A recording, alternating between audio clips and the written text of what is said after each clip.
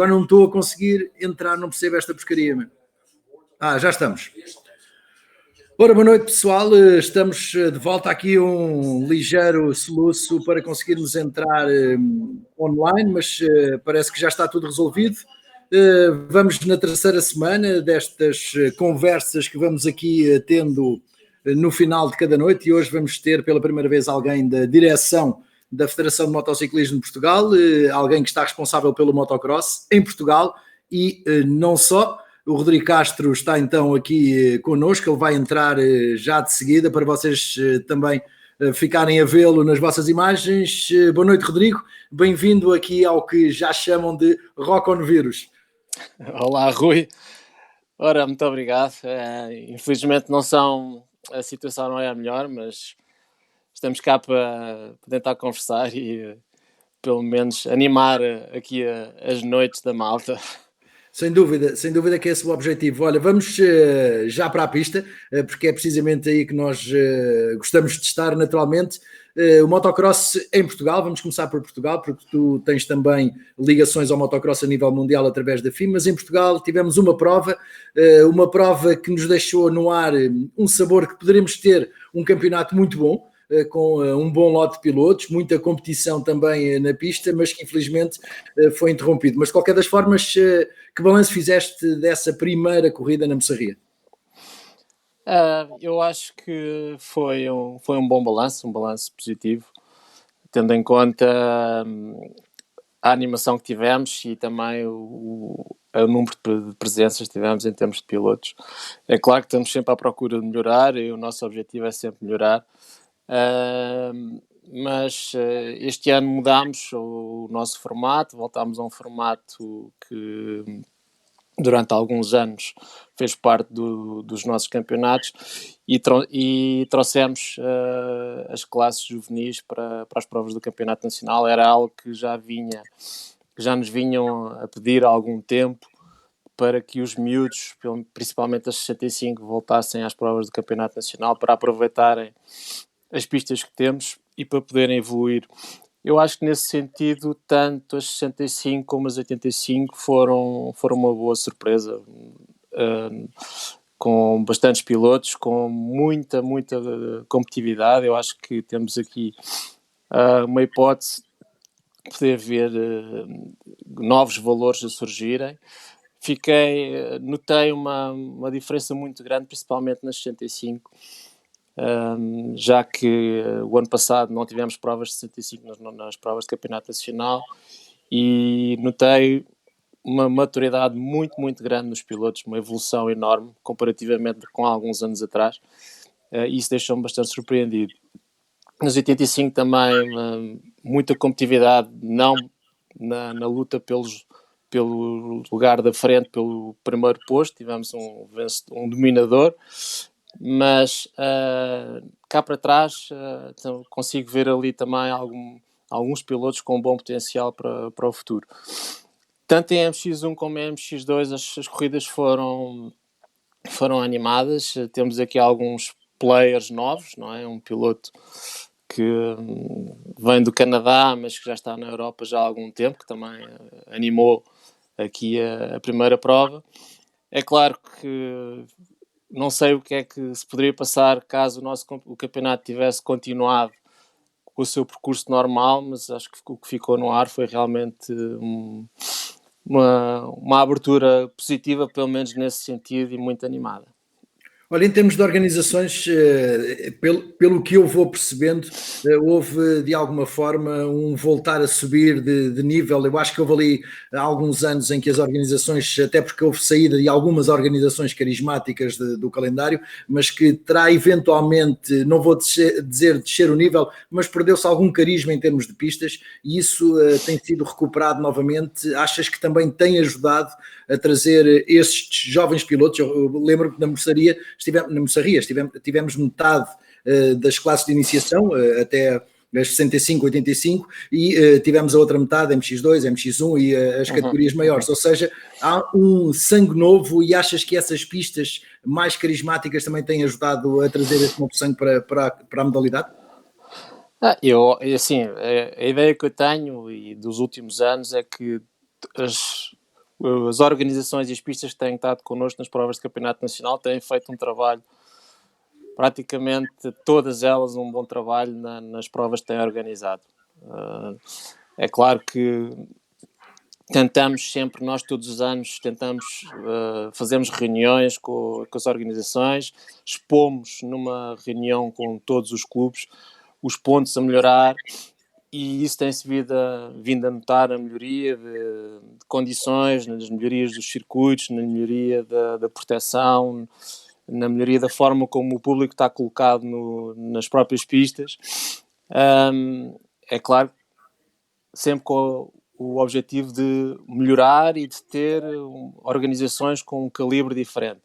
É claro que nos faz falta ter uma organização como a Águeda no nosso campeonato nacional, mas com estas mudanças de calendário em termos de data, a Águeda costumava fazer as suas provas no início do ano como preparação para o Mundial, e com a antecipação das datas para maio e para abril não era benéfico para eles estarem a fazer provas com tanta antecedência, não é? Talvez seja esta uma das grandes falhas que nós temos neste momento nas nossas organizações, mas aquilo que eu posso dizer é que todas as organizações, e ao longo dos últimos 3 anos têm sido 8 provas de campeonato nacional, todas as organizações que fazem parte nesta altura do nosso campeonato nacional deixam-nos bastante contentes com o nível competitivo, com o nível das organizações, com o nível organizativo e com a vontade que têm de trabalhar. E isso também é muito, muito importante para nós.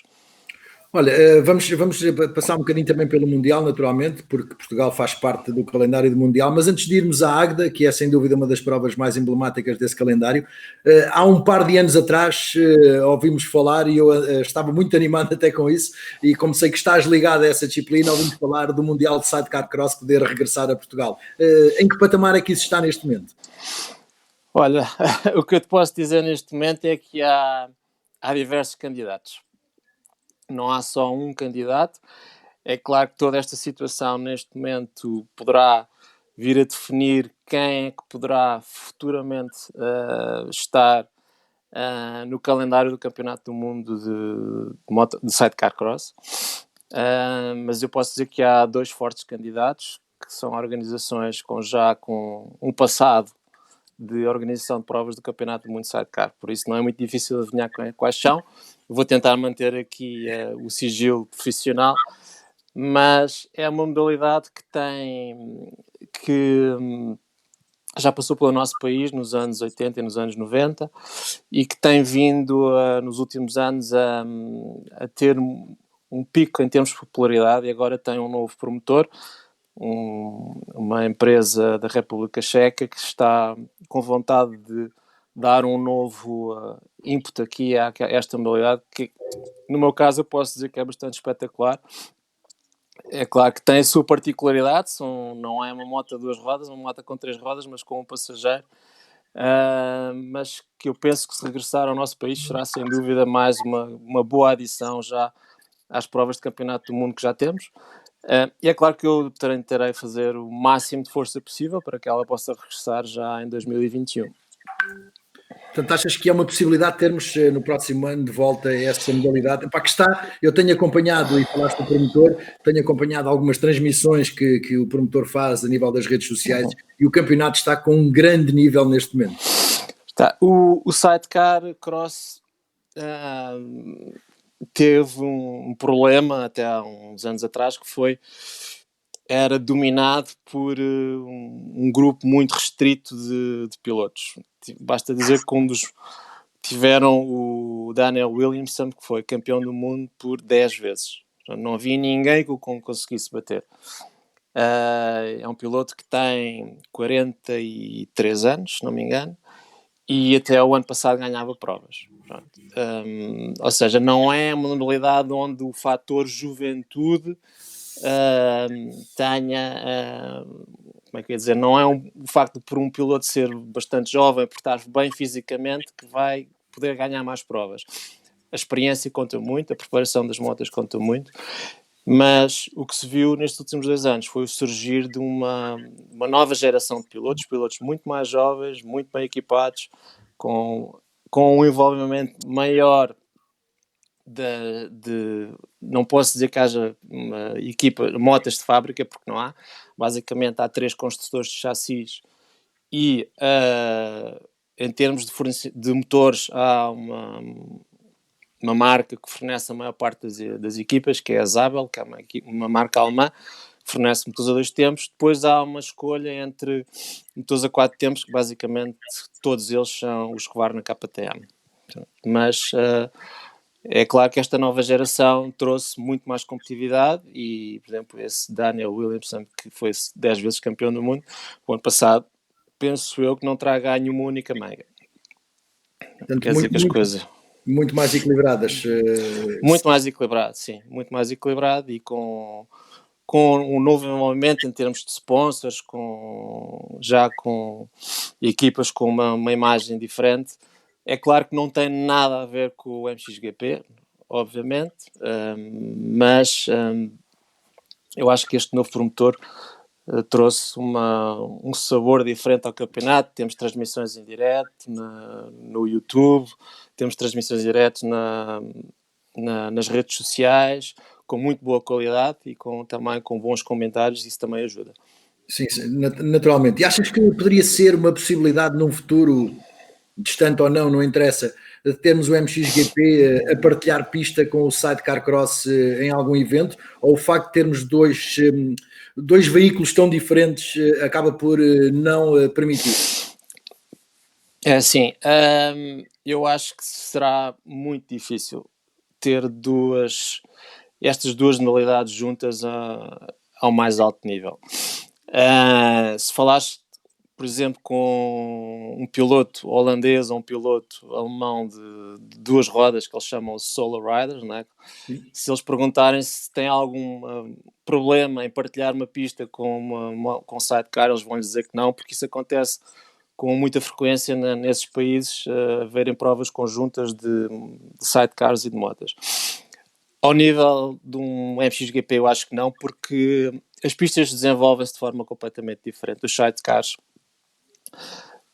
como dás de reparar, são motas que temos 3 rodas, temos um carro que tem o passageiro e as trajetórias são completamente diferentes de uma trajetória para motas normais. E os saltos também não ficam, ou seja, as trajetórias nos saltos não são as mesmas, por isso acho que não por aí não. Mas eu o ano passado fiz bastantes provas com 2 rodas ao mesmo tempo e não vi grandes problemas, não é? Mas uma questão não é o ideal, acho eu. Sim, também as trajetórias e tudo mais acaba por ser diferente. Tudo diferente. Acho que os quads, o quadcross se adapta muito mais neste momento a partilhar as mesmas pistas no mesmo fim de semana com os sidecars. Olha, porque estás a falar nas transmissões nas redes sociais, vou aproveitar para colocar aqui a primeira pergunta que surgiu e é precisamente nesse sentido. O Gonçalo Martins pergunta a possibilidade de ter o Campeonato Nacional transmitido nas redes sociais ou mesmo na TV. Já foi pensado, não foi pensado? O que é que poderá para já não levar a que isso aconteça? Bom, isso nós já fomos abordados diversas vezes por empresas de produção de mídia para haver uma transmissão nas redes sociais das nossas provas de campeonato nacional. As propostas que recebemos não foram realmente em termos, ou seja, neste momento ainda tem um valor relativamente elevado essa cobertura.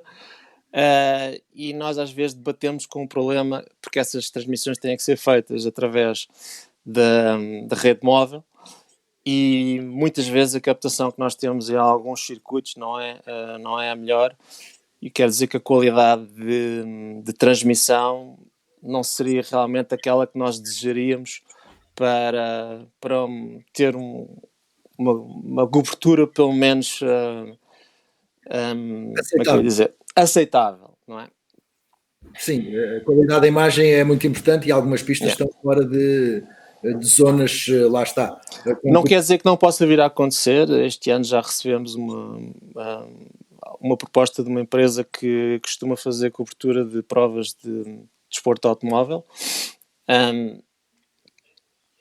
Não sei, eu penso Pode que... acontecer de qualquer das formas, também de referir que existe sempre os magazines do Campeonato Nacional que passam logo Sim, na semana. temos os magazines que passam logo na semana a seguir na Bola TV. E diversos canais, e inclusivamente no canal da própria Federação. No canal da Federação, temos um canal no YouTube que também tem os nossos magazines e que basicamente passado uma semana, 10 dias, tem as imagens das provas. É claro que desejaríamos a transmissão em direto, era o ótimo, era o ideal, mas neste momento ainda acho que não temos a capacidade financeira para avançar com uma cobertura das 8 provas do Campeonato Nacional de Motocross em direto no Facebook. Poderá haver, se calhar, futuramente, que estas tecnologias estão sempre a evoluir, poderá aparecer alguém que queira fazer isso para uma ou outra prova, ou até partilhar numa partilha de custos entre a própria Federação e as organizações. Poderia ser sem dúvida uma boa opção. Olha, em termos de calendário de campeonato, neste momento é prematuro de todo estar a dizer que o campeonato começa daqui 1, 2, 3 meses, semanas, dias, o que seja. Rui, essa é a pergunta. O que eu queria perguntar era se está tudo preparado para termos um campeonato até ao final, ou se eventualmente isso poderá até nem acontecer. Essa é a pergunta de $1 milhão, ou de vários milhões de dólares, se a gente pode dizer. Ninguém sabe. Ninguém sabe neste momento. Nós tivemos alguma sorte em conseguir fazer uma prova, fizemos a prova de abertura. Há outras modalidades como o Enduro que já iam mais adiantadas, já têm 3 provas disputadas. Mas isto é uma análise que a própria Federação, não sou só eu como Presidente da Comissão, nem só com os clubes, mas que a própria Federação vai fazendo semana a semana. Nós vamos comunicando com a Comissão Médica e seguindo as orientações da Direção-Geral de Saúde. Vamos seguindo essas orientações e vamos tentando planear as coisas, mas não é fácil. Neste momento, o que eu lhe posso dizer é que o mês de maio provavelmente também será um mês para esquecer em termos de eventos desportivos no nosso país, e nós não podemos, não pode haver uma comunicação da Direção-Geral de Saúde ou do próprio Governo a dizer acaba o estado de emergência e na semana a seguir já podemos ter corridas, já podemos ter competições. Não, isso não pode acontecer, porque os pilotos têm que ter um período de preparação, têm que poder treinar, têm que poder fazer a sua preparação física, têm que andar de moto para estarem nas melhores condições possíveis. Não faz sentido dizer, olha, amanhã vamos fazer uma corrida e pronto. Não é assim que se pode. Do teu relacionamento que tens, e experiência como piloto também, porque foste piloto de motocross, mas o teu relacionamento com os pilotos, depois de termos uma luz verde por parte das autoridades, quanto tempo é que achas que deve existir entre o anunciar e o realizar a corrida? Eu acho que no mínimo 4 semanas. 4 semanas. Eu sei que há países que vão dar mais do que isso. Eu sei que há países que vão ter pelo menos 6 semanas a 8 semanas ou seja, de interregno entre o fim da situação, da declaração da situação de emergência e o começo das competições. Ou seja, o que é que irá acontecer? Isto está a colocar uma pressão brutal nos calendários, seja quais forem, de todas as modalidades, para o segundo semestre de 2020. Sim. O que vai acontecer, obviamente, e nisso tem que haver, é claro, vamos começar praticamente do zero. O segundo semestre vai ser como se estivéssemos a começar 2020 do zero. Vamos ter que ver que provas podemos fazer, quem quer fazer, mas a comunicação que eu tenho, a informação que eu tenho da Federação é que nós queremos fazer o máximo número de eventos a partir do segundo semestre. O que é que isso também irá implicar? Irá implicar alguma flexibilidade das organizações, também da parte dos pilotos, que têm que entender isso, e os campeonatos a terminarem bastante mais tarde, alguns deles, se calhar, a terminarem em dezembro.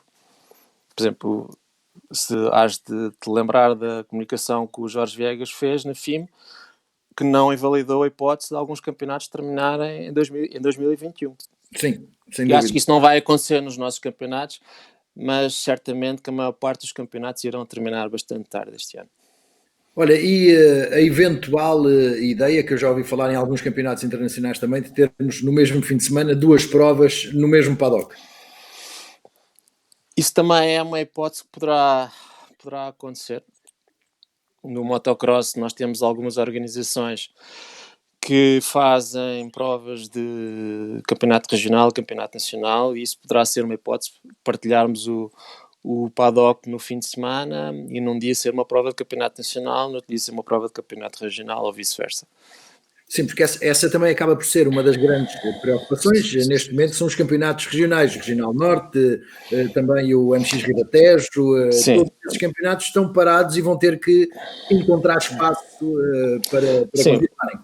Sim, no nosso caso, como é óbvio, há muita partilha de pilotos, não é? Há pilotos que fazem os nossos campeonatos nacionais e que fazem os campeonatos regionais, e nós não temos só os campeonatos nacionais e regionais cá em Portugal, temos no continente. Temos campeonatos regionais também nos Açores e na Madeira. Embora aí o problema não seja tão grande, pelo menos na Madeira. Nos Açores há alguns pilotos a fazerem os nossos campeonatos. Temos que encontrar espaço para isso, como é óbvio. Temos que pensar certamente que o nosso campeonato não será tão longo, não terá, se calhar, provavelmente tantas provas como viria a ter. Depende muito do que irá acontecer agora durante o mês de maio e no princípio do mês de junho. Mas é algo que os pilotos que têm, e as próprias equipas e as organizações têm que pensar, é que aqueles meses onde não era habitual haver provas, este ano terão que haver. Isso poderá, de alguma forma, este arrastar de campeonatos, devido ao motivo que todos sabemos, mas poderá, de alguma forma, colocar até em risco a participação portuguesa no Motocross das Nações? Eu penso que não. Eu penso que não, que nós não queremos que nesse fim de semana do Motocross das Nações haja uma prova de campeonato nacional. Não é? Poderemos dar espaço a outra organização para poder fazer uma prova, como é óbvio. Eu não sei até que ponto é que o Motocross das Nações em si não poderá estar em risco. Como organização, vimos o que é que se passou esta semana com os 6 dias, que foram cancelados. Não foram cancelados, mas a data foi alterada para 2021.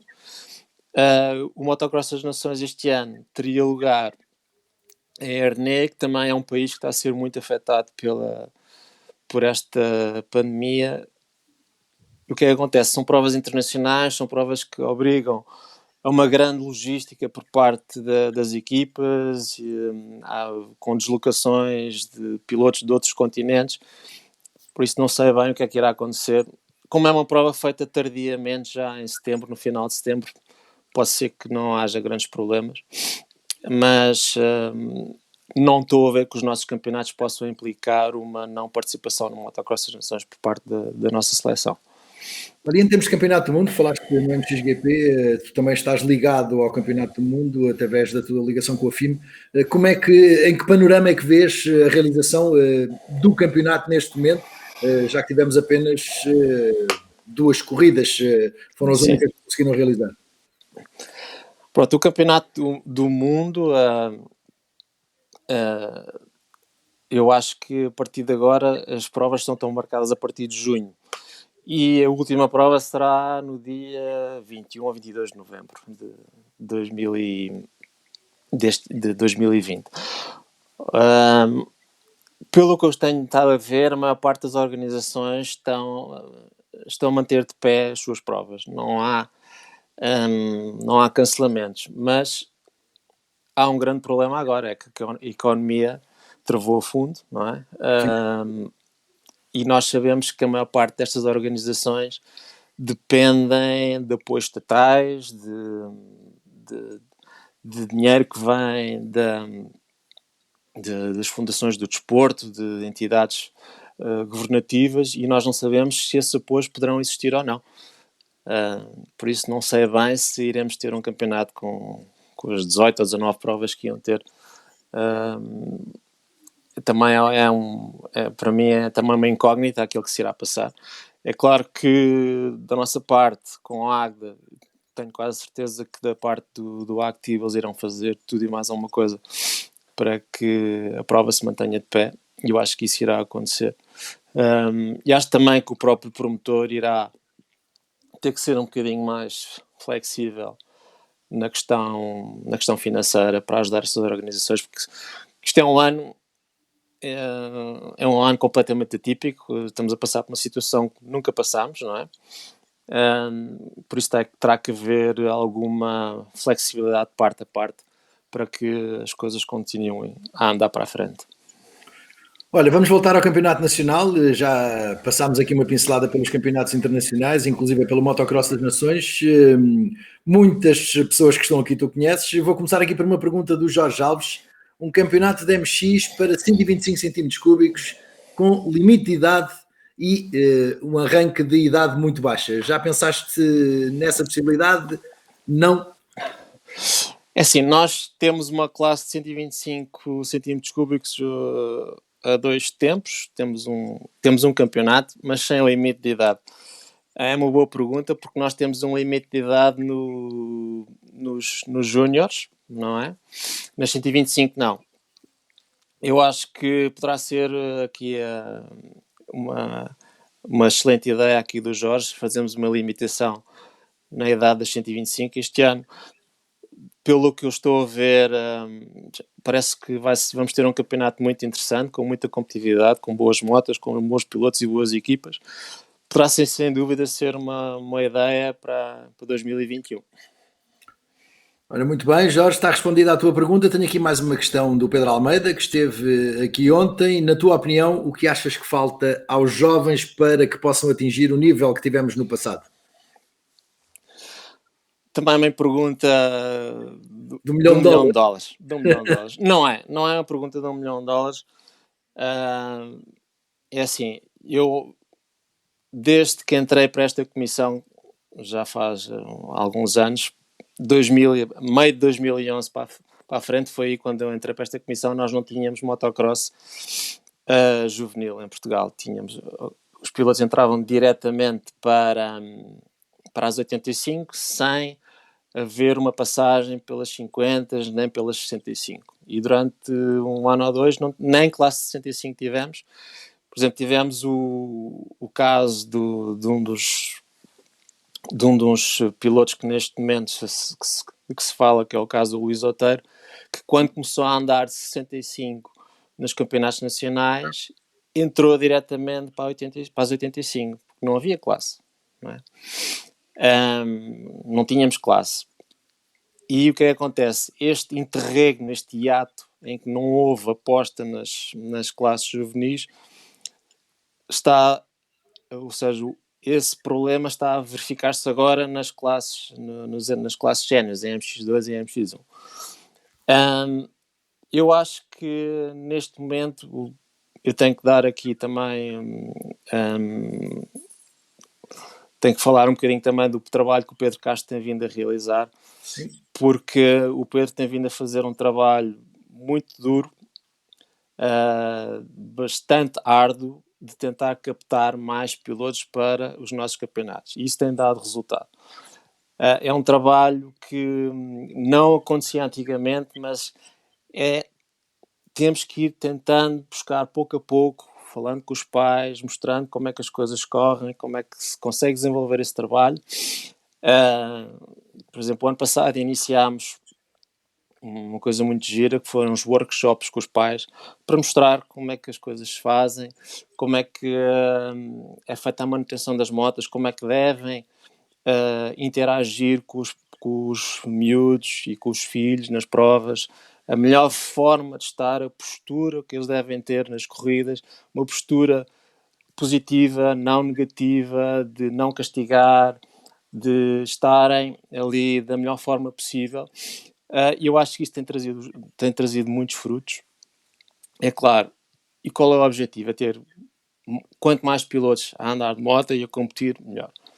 É claro que a partir daí desse grupo de pilotos mais alargados, obviamente que terá que vir a sair um ou outro com melhores capacidades e que futuramente irá dar nas vistas e que irá dar cartas em provas internacionais. Mas Daí também acaba por não te surpreender, de alguma forma, o resultado que os miúdos têm conseguido na Coupe de l'Avenir. sim, nós quando começámos o primeiro ano, conseguimos logo fazer um excelente resultado. É uma prova que quando começámos se adaptou da melhor forma ao potencial dos nossos pilotos. Depois tivemos ali uns anos em que não conseguimos entrar na luta pelos lugares cimeiros e o ano passado voltámos também em condições dificílimas, com um terreno que não ajuda nada, com muita chuva, muito frio, mas mais uma vez provou o trabalho que o Pedro tem vindo a fazer com os miúdos. Foi o último mês antes da prova, eles estiveram juntos todos os fins de semana. Acho que isso mais nenhuma seleção fez. Treinaram todos os fins de semana, treinaram moto, treinaram físico, tentaram fazer uma pista, deixar uma pista com as condições que eles sabiam que iam encontrar na Bélgica. Eu acho que mais ninguém fez. É claro que isso depois deu o fruto que deu no final. É claro que é uma prova que não é uma prova de campeonato da Europa, não é? Mas é uma prova por onde já passaram grandes nomes do motocross mundial, e um deles é o Jeffrey Erlings, que esteve ali várias vezes. Muitos deles passaram por lá. Mas agora o objetivo certamente será passar a um nível superior, passar a um nível à frente, e nós este ano temos como objetivo, vamos ver como é que as coisas passam, um dos nossos objetivos é estar no Campeonato da Europa, Campeonato das Nações Europeias de Motocross, que já é uma prova com um nível acima, e onde também queremos, obviamente, fazer o melhor resultado possível. Vês ali já naqueles miúdos, uma coisa que eu achei muito boa neles foi eles na altura, depois do resultado conseguido na Bélgica, foram a um canal de televisão, foram entrevistados, e aquilo que eu achei fantástico neles, que são muito pequeninos, foi já a capacidade que eles tiveram de, perante a atenção mediática, gerir muito bem e transmitir uma mensagem muito positiva também do motocross, ou seja, eles estão realmente num patamar acima. Os miúdos na atualidade são diferentes dos miúdos de antigamente. Já estão muito mais à vontade com tudo o que é tecnologia e interação, muito mais à vontade do que se calhar nós, do que a nossa geração. E também tem uma coisa que, assim, o nosso desporto, o motocross, é um desporto que os transforma de certa forma, ou seja, eles ficam com uma visão completamente diferente das coisas, amadurecem muito mais cedo do que com outros desportos. É um desporto que exige bastante deles, muita dedicação.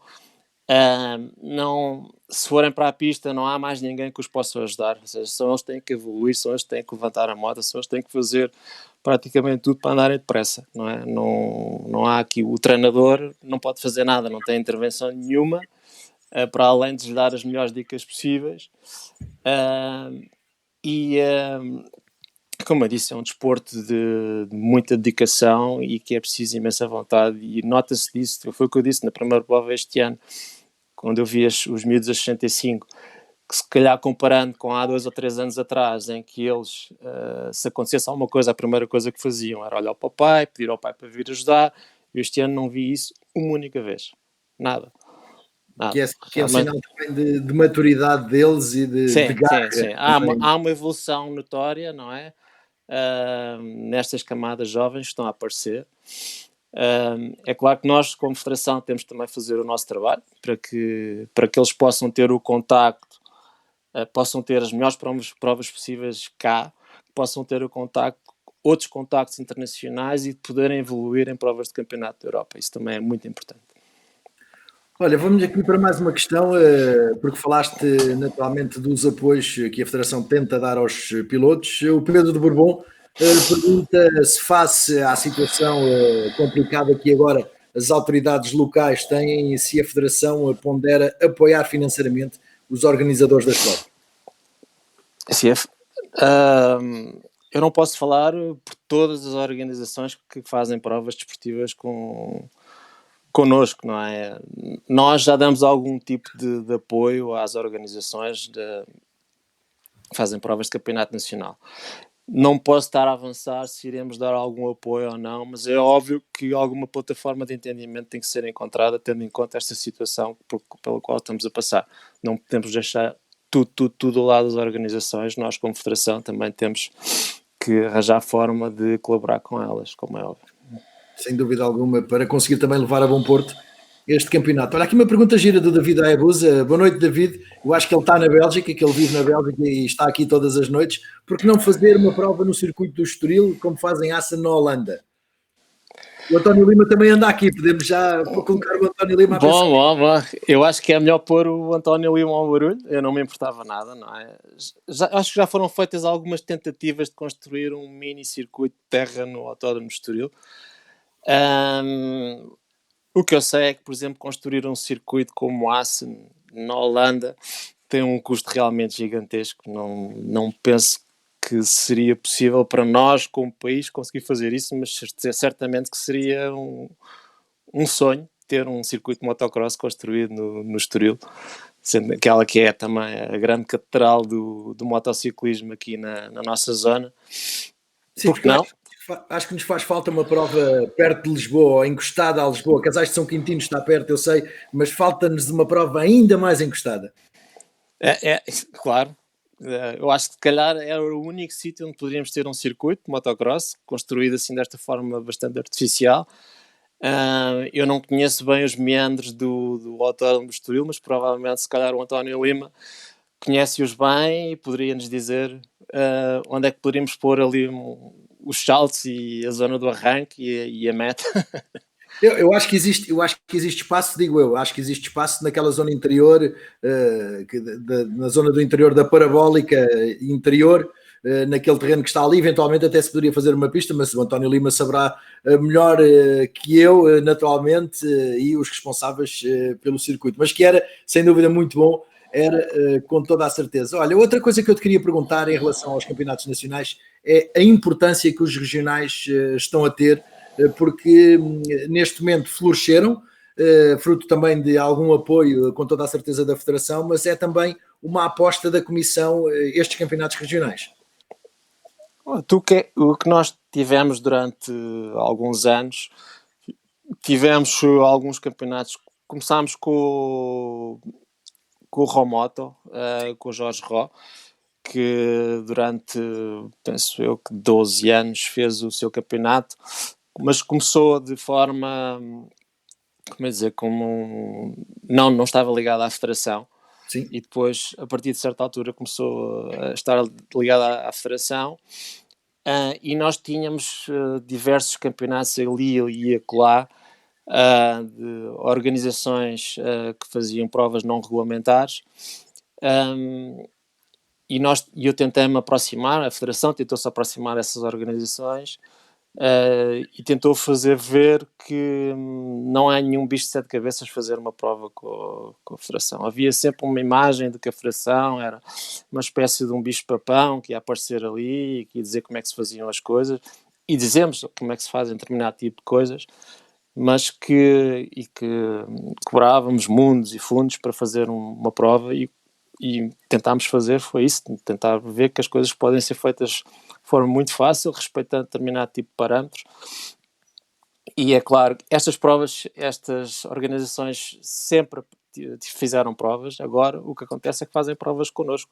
Isso para nós é muito importante, que fazem provas com tudo o que é necessário para terem provas legais, sem problemas, com pilotos com licença desportiva, com seguros de responsabilidade civil, com um membro da nossa comissão delegado nas provas para ver se está tudo ok. Isso tem sido importante. É claro que nós demos resposta a essas provas, a esses promotores e essas organizações. Algumas delas têm vindo a trabalhar muito bem, cada vez com mais pilotos, com mais classe, com troféus, com isto, com aquilo, tudo lá dentro. e isso prova que têm também aprendido um bocadinho connosco em termos de campeonato nacional, com aquilo que nós fazemos. E também têm trazido, por exemplo, as classes das 50 centímetros cúbicos, das clássicas, das livres, que eram motas que andavam aí perdidas por provas feitas em palheiros, não é? E hoje em dia se tu fores ver uma prova de campeonato regional, consegues ver motas realmente muito bem preparadas, motas que provavelmente nunca andariam ou que estariam enfiadas numa garagem lá num canto, e que é um reavivar de muitas marcas portuguesas, de Casal, de Sage, de Zundap, desse tipo de motores e de construtores, e que realmente eu acho que também é muito interessante, mas não fica só por aí, também temos classes de senhoras, temos muitas classes, basicamente consegue-se, o que os regionais têm conseguido é trazer para um dia de prova muitas classes, muitos pilotos, e fazer com que toda a gente ande de moto da melhor forma possível e com segurança. Sem dúvida alguma. Olha, o Filipe Alves, boa noite, Filipe, lança aqui uma pergunta também: licenças mais baratas para os miúdos das 50 e 65? Isso é algo que eu não vou conseguir responder, mas o que eu vos posso dizer é que neste momento acho que é muito, muito difícil, porque nós, como modalidade, o motociclismo tem um problema, não somos muitos atletas, não é? E temos um problema muito grave, que é a questão da sinistralidade. O rácio de pilotos com licença desportiva e de sinistralidade é muito mais elevado que em todas as outras, que na maior parte das modalidades que existem, e isso encarece bastante as nossas licenças desportivas. Acho que no futuro, para já não vejo que seja execuível baixar o preço das licenças desportivas. Se formos ver, uma licença desportiva para os miúdos custa 160 euros, é válida de 1 de janeiro a 31 de dezembro, cobre todo o tipo de atividades que eles fazem, incluindo treinos.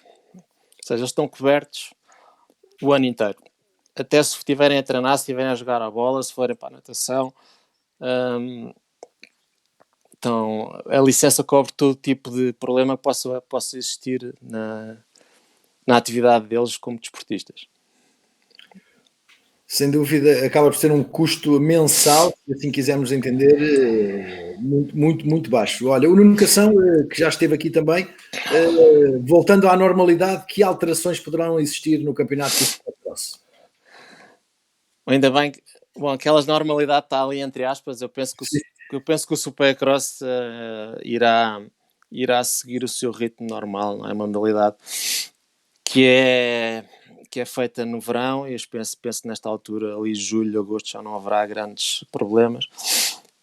Que alterações? Bom, temos entrado de uma nova organização que está a construir uma pista totalmente nova, que está já numa fase muito, muito avançada de construção, que é em Fernão Joanes. É se calhar, um dos clubes neste momento mais dinâmicos que nós temos, para além da organização do Campeonato da Europa de Motocross, que este ano irá entrar no Supercross, com uma pista ligeiramente mais atualizada do que algumas que nós temos. Essa, sem dúvida, é uma das grandes novidades, a entrada dessa organização. Em termos de formato, não há grandes alterações.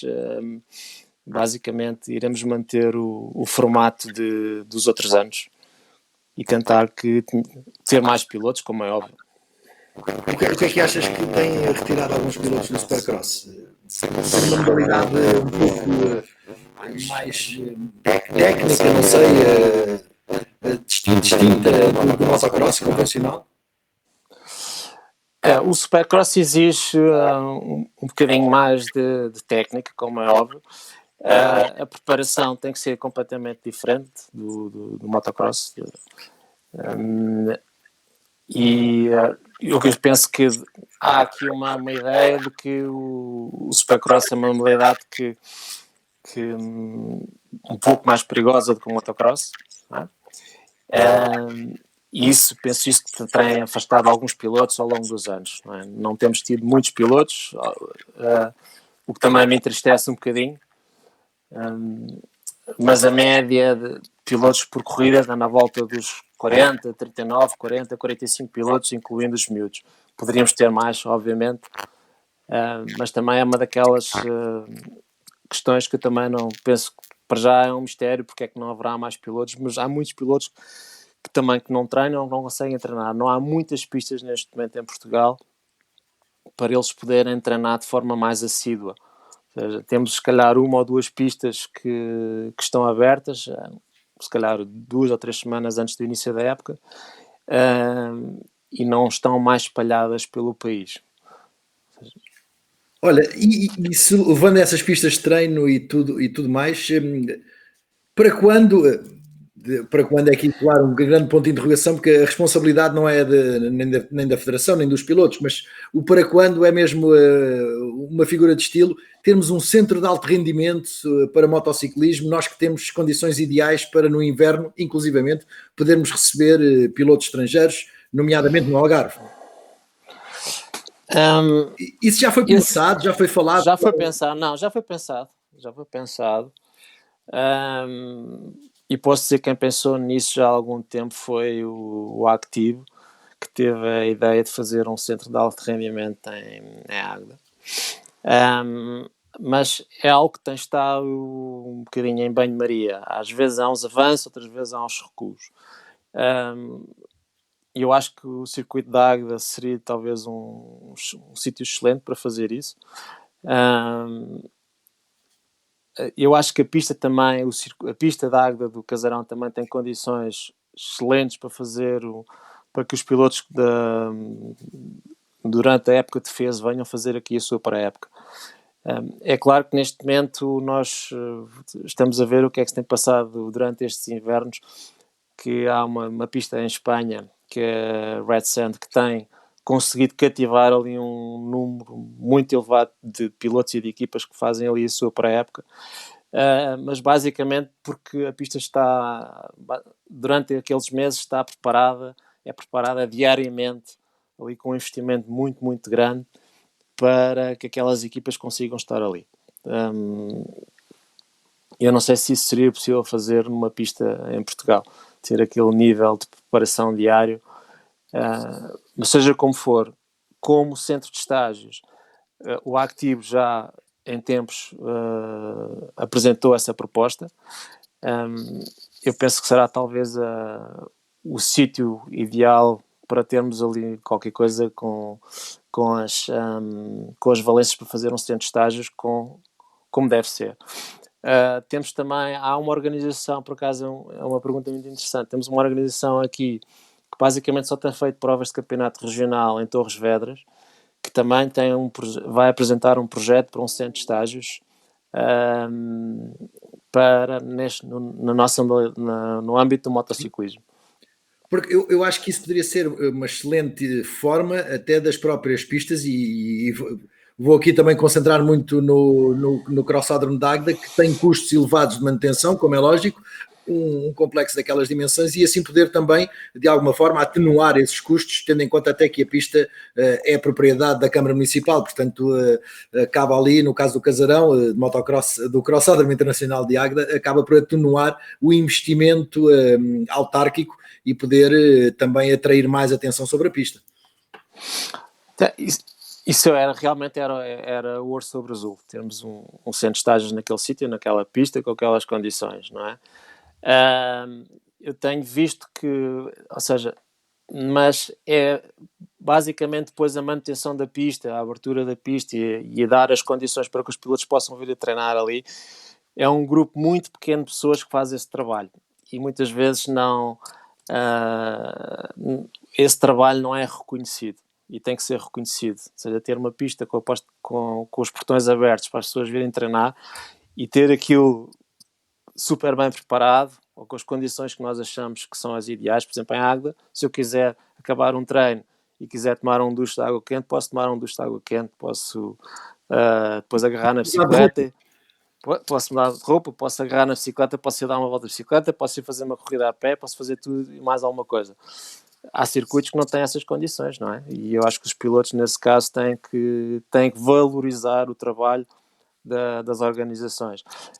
Eu acho que também estão a começar a aparecer alguns circuitos permanentes, não vou meter entre aspas, mas permanentes, alguns circuitos aqui, principalmente aqui que eu conheça melhor, aqui na zona de Lisboa, temos pelo menos 2 circuitos que têm feito um excelente trabalho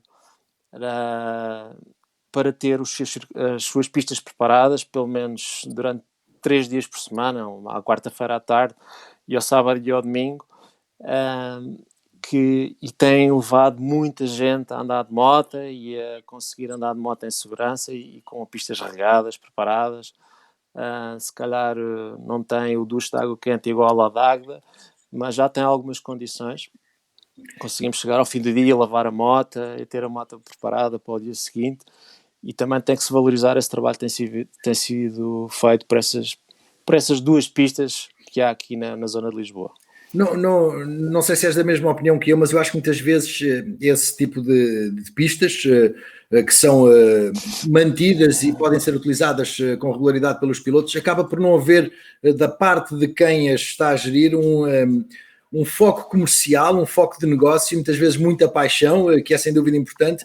Isso acaba por vezes também de alguma forma asfixiar essas mesmas pistas, porque tem custos regar, manter tudo isso, porque não há um plano de negócios, digamos assim, que poderia existir, como aliás eu vejo na Bélgica ou noutros países em que é um negócio com muita paixão, é certo, mas é um negócio e tem que substituir por isso mesmo. Assim, em termos, é claro, quando falamos da Bélgica ou da Holanda, por exemplo, a Bélgica já nem tanto. Por exemplo, a Bélgica neste momento eu penso que tem 2 circuitos permanentes, não é? A Bélgica neste momento está com um problema muito grave a nível ambiental, mas tem-se, por exemplo, Lommel, que é uma pista que está aberta todos os dias, abre, se não me engano, da 1 da tarde às 6 da tarde. Aquilo, é claro que é uma pista que o único intuito do proprietário do circuito é o intuito comercial, não é? Tem um circuito aberto, sim senhor, é preparada, a pista é preparada não sei quantos dias por semana, e é claro que está sempre cheia, não é? E depois na Holanda há inúmeras pistas que estão abertas para os pilotos poderem treinar.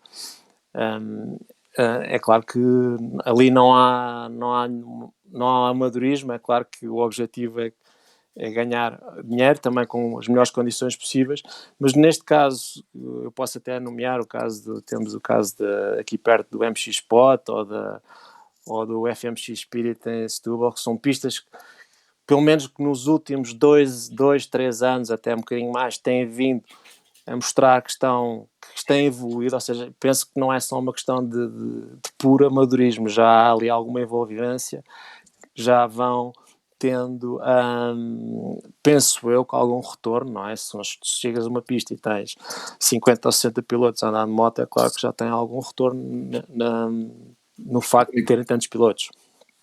Sim, sem dúvida, e isso tem que ser também, os pilotos por vezes têm que ter também consciência disso, porque se querem ter uma pista em condições para poderem evoluir, têm que também dar essas condições a quem tem a pista para que possa manter a mesma. Olha, tínhamos aqui mais uma série de perguntas. O Nelson Santos tem uma pergunta que fazia parte da lista também daquelas que eu te queria perguntar: porque é que não temos provas no sul do país, zona centro, já não digo tanto, mas sul principalmente, com tanta tradição que existe no Algarve, nomeadamente de motocross e supercross? Olha, por acaso o Nelson é uma pergunta que a mim também que já me calha há algum tempo. Porque é que não há mais organizações a quererem fazer provas de supercross? E por acaso há uns tempos atrás estava a olhar para um calendário, para uma revista, para uma motojornal antiga, estava a ver um calendário de 1997 ou 98, e o supercross chegou a ter 10 provas em Portugal. Sim. Começava em junho e acabava em outubro, com algumas repetições. Imaginem, algumas pistas que são carismáticas, como Potena, é o caso, por exemplo, 2 vezes. Potena 2, por exemplo, Coruche 2. Tínhamos Marinhais, tínhamos Benavente. Mas a maior parte das pistas de supercross estavam concentradas no Ribatejo. Sim. Marinhais, Benavente, Santo Estevão, Coruche. Só ali naquela zona tínhamos metade do campeonato. Essas organizações basicamente desapareceram. Eu sei que já há uma tentativa de reabilitar uma pista, não é reabilitar uma pista, mas de ter uma organização de Supercross no Ribatejo, não vou dizer onde, mas eu acho que sim, que nos faz falta ter mais provas, não tanto acima do Rio Tejo, ou acima do Mondego, não é? E ter mais provas para baixo. No Algarve, o Algarve nunca foi uma zona onde o Supercross tivesse vingado. Eu penso que tivemos provas em Silves e depois na Quarteira. Já no tempo da outra senhora tivemos provas em Portimão, mas depois, a partir de uma determinada altura, deixou de haver organizações a quererem fazer Supercross. Não sei, o Supercross é feito no verão, não é? Temos o Algarve, geralmente no verão está sempre repleto de turistas. Porque não aparecer uma organização? Nós estamos cá para isso. Com toda a certeza. Olha, o Marco Reis deixa aqui uma pergunta. O Centro de Alto Rendimento do Jamor favorece quem é de Lisboa. Os desportistas de outras partes do país estão interditos ao treino pelo fator distância. Não é uma realidade de todo. Não há um favorecimento a quem é de fora ou a quem é de Lisboa. Não, pronto. Isto é uma questão de, basicamente, da localização do centro de alto rendimento, não é? Não estou interdito, não é uma questão de interdição, é uma questão de favorecimento, é claro, dos pilotos que estão aqui mais perto desta zona. Eu acho que se houver por parte de um atleta, de alguém que queira treinar com o nosso preparador e que mostre realmente que tem capacidades ligeiramente acima da média no desporto, acho que o Bruno Jorge poderá obviamente fazer um plano de treinos para esse atleta. É claro que se o atleta viver no Porto ou em Vila Real ou em Braga, os treinos terão que ser feitos à distância, obviamente. Não temos mais nenhum centro de alto rendimento sem ser o do Jamor que trabalha connosco neste momento. Até tivemos alguns atletas, por exemplo, que quiseram utilizar o de Rio Maior, e o de Rio Maior já tem uma gestão que não é a mesma gestão do Jamor, e é muito difícil ter atletas a treinar em Rio Maior. Por isso... Não está fechado, é longe e aí não há... É longe, é. Eu reconheço isso, como é óbvio. Eu gostava que todos os nossos atletas com algum potencial pudessem treinar com o Bruno Jorge, mas o Bruno Jorge ficamos treinos. Consegues-me ver? Sim, consigo te ver. Tivemos aqui um segundo. O Bruno Jorge faz imensos planos de treino para atletas que não estão propriamente em Lisboa, que estão deslocados, não é? Portanto, Marco... é assim, é uma coisa que temos que ver hoje em dia. Um piloto que siga um plano de treinos e que basta ter um desses relógios e todos os e depois apresenta os mesmos ao seu treinador através das plataformas que hoje em dia se utilizam. O treinador consegue avaliar se ele está a fazer um bom treino, se está a fazer um mau treino. Ou seja, a distância hoje em dia já não é impeditiva de um atleta ter um bom treino ou não. Sem dúvida. Marco, tens a tua resposta? Os atletas mesmo fora de Lisboa podem ter treinos desenhados especificamente e dedicados por parte do Bruno Jorge, que esteve aqui também connosco na passada semana e que também esclareceu isso mesmo na altura. Rodrigo, estamos perto do final, entramos aqui no último minutinho. Como é que vês o motocross nacional daqui a 10 anos? Quando já formos os dois um bocadinho mais velhinhos e se calhar já estarmos fora das lides? Bom, eu espero que daqui a 10 anos esteja muito melhor, muito mais evoluído, com atletas a fazerem provas do Campeonato do Mundo e com muito sucesso. Era isso mesmo que eu queria.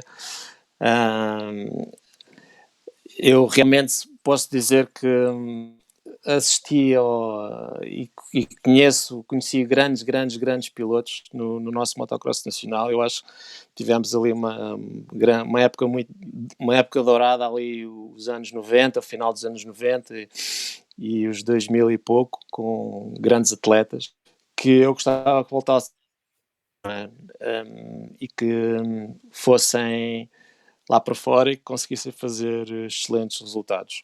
É claro que isto é preciso muito trabalho da nossa parte, como federação, como é óbvio, mas também é necessário que haja muito trabalho por parte de quem acompanha os atletas, dos seus pais, deles mesmo, e eu acho que também era necessário haver um bocadinho mais de envolvimento por parte das marcas no apoio aos atletas. É uma diferença muito grande. Tu também que viveste ali aqueles anos, os fabulosos anos 90, em que o desporto realmente disparou de uma forma nunca antes vista no nosso país. Eu acho que as marcas deviam se envolver um pouco mais com o desporto. Não podem ficar tão afastadas como estão neste momento das modalidades desportivas, porque é muito importante para elas também apoiar os nossos atletas, seja em que modalidade for. Não estou a falar só do motocross, falo do enduro, do TT, da velocidade. Há aqui um distanciamento que devia ser colmatado o mais rapidamente possível, porque não pode ser só com a prata da casa, não é? As marcas também, claro que quando tem um piloto ao mais alto nível a utilizar uma Honda, uma Yamaha, uma Kawasaki, uma KTM, é claro que vão tirar todo o rendimento nisso, como é óbvio, não é? Pelo menos se o souberem tirar, também têm que o saber tirar. Sim, eu acho que sim. Tu falaste aí dessa aposta das marcas e eu vou fechar com uma pergunta direcionada para aquele número que tens aí atrás de ti. Naturalmente, tem que haver também muita vontade para arriscar a vida, entre aspas, arriscar a vida, naturalmente, como o Rui o fez, à procura do sonho dele. É assim, eu em termos, ou seja, toda esta geração de pilotos que passou pelo motocross e que neste momento que está e que já esteve ao mais alto nível, confraternizei com todos. É claro que acho que tivemos pilotos realmente excepcionais no motocross. Não foram muitos, não é? É esse o nosso problema. Nós não temos um poço sem fundo de talento como existe em alguns países. Para já, porque há muito mais pilotos a fazerem, há muito mais pilotos, há muito mais atletas, se formos ver alguns países, como é óbvio. Tivemos sempre muito poucos, não é? Se fores ver aqueles que tiveram em termos internacionais ou aqueles que projetaram a nível internacional e tiveram bons resultados, foi uma mão cheia deles, ali desde o final dos anos 80 até agora. Eu acho que realmente, em termos internacionais, tivemos o Kim, que foi aquele piloto que deu o passo maior em termos de internacionalização ao ter ido para os Estados Unidos e de fazer o campeonato de Supercross. Realmente mostrou que aquele talento que ele tinha inato, aquela técnica realmente excepcional que permitia fazer tudo e mais alguma coisa em cima da moto, deu os frutos que deu, não é? E hoje em dia é um piloto que está nos rallies e que está como está, não é? E depois temos o caso do Rui. Pronto, vou um bocadinho mais para além da amizade que eu tenho com ele, não é? Que foi daqueles. Eu lembro da primeira vez que fiz uma entrevista, e por acaso estive há bocado a ler a entrevista que lhe fiz. Ele devia ter pai, sei lá, 13 anos ou 14, uma coisa qualquer. E já naquela altura ele dizia: não, o meu objetivo é, quando tiver 16 anos, é ir fazer o campeonato do mundo, e se for preciso, vou sair daqui, vou viver para a Bélgica. É assim, pronto. Não, já estava fixado naquele objetivo com a idade que tinha. É claro que todo o background que ele tinha também, da equipa que estava por trás dele, do próprio pai dele, que era uma pessoa que fazia com que ele superasse tudo e mais alguma coisa. Tudo isso ajudou.